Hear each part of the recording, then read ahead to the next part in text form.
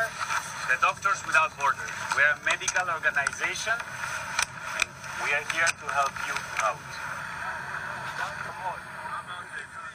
This is the audio of a rescue operation 20 miles north of Tripoli in Libya. Last year, 180,000 people traversed this route. More than 5,000 died. This is the boat after the rescue. You can see that it's filling with water. Had we come a few hours later, everyone probably would have drowned.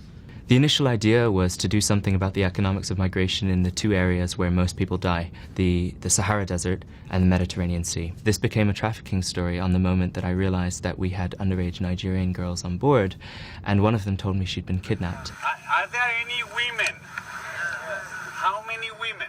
For migrants, this was the moment that, he's taking his first steps on the big ship.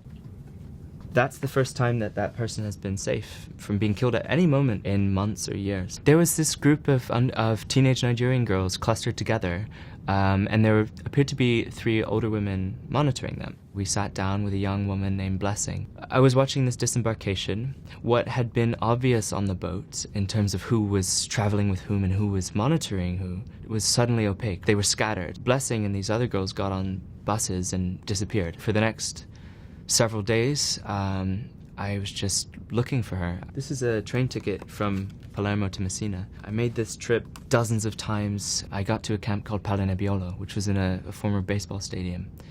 And I recognized a lot of the men from the boat outside. And I asked them if Blessing was in, and they said she was. So they brought her out, and I started speaking to her, and she told me everything that happened.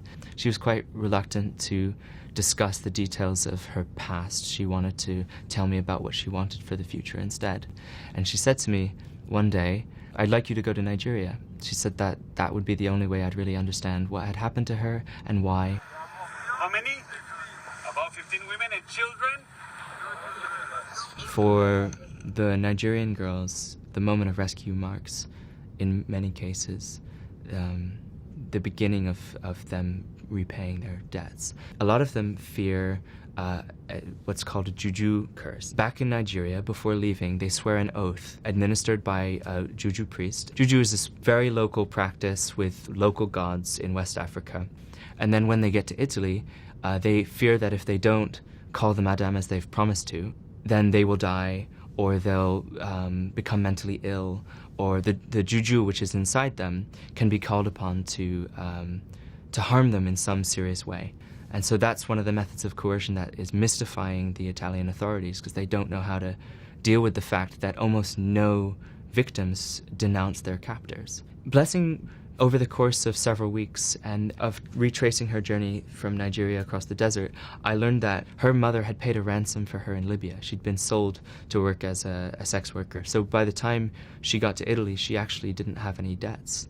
I asked if I could talk to her family. I went to Nigeria not knowing if I'd find the person that I was hoping to find. But I had some clues. I knew she would be in this market, and I knew she had a snack shop, and so my idea was I'll just go around asking people, how do I find Blessing's mom?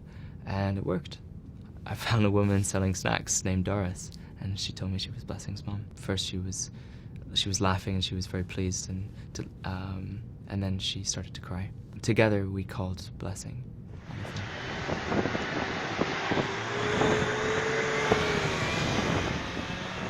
You can't write about anything in Africa without history. And so I started studying African history of things that had happened in the Kingdom of Benin going back hundreds and hundreds of years. And that's how I eventually noticed that the migrants were following the same routes as the trans-Saharan slave trade. And I set off for Agadez, which is basically the choke point for migration in West Africa.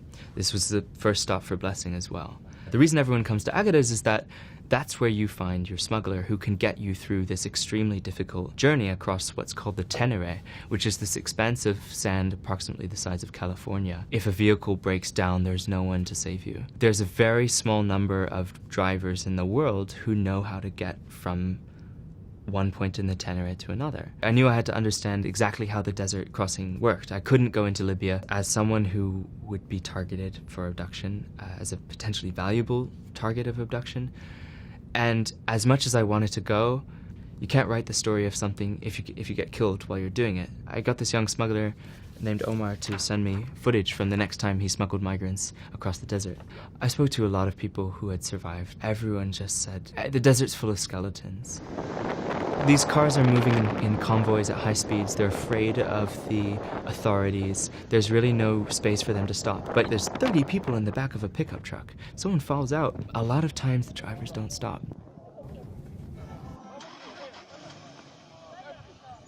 There were a lot of problems when I got to Agadez. Angela Merkel had just visited Niger and had promised development funds in exchange for a crackdown on migration. The entire city relies on migration. Each smuggler in Agadez supports 100 families. And so I was looking to interview the president of the regional council about these issues, and I got to the council compound, and it turned out to be this council meeting with the 12 biggest smuggling families in the Sahara Desert. They were deliberating how best to have their voices heard in the capital and make it clear to the government of Niger that they need migration to survive. I spoke to several of them afterward. This is a guy, he's one of the biggest smugglers in the Sahara. He insisted that I call him Albert the Gorilla for the piece. And he said that we hate going into the desert. We don't want to bring these people. We don't like seeing skeletons of migrants every time we pass through it. But we don't have any other options. Niger is in a very delicate position, surrounded by Libya, Mali, and Boko Haram in Nigeria. One of the big fears that all of them had was that this would leave the youth vulnerable to jihadi recruitment. I got everything I needed from the desert, and I went back to Sicily to find Blessing again. We walked down to further from the camp than they'd ever been. The rain lifted as 2 rainbows were revealed over the water. Blessing stepped into the water and said that I passed through the desert, I passed through this sea, and if this river didn't take my life, no man or woman can take my life from me. That was the moment where I knew definitively that she was telling the truth and that she was actually free.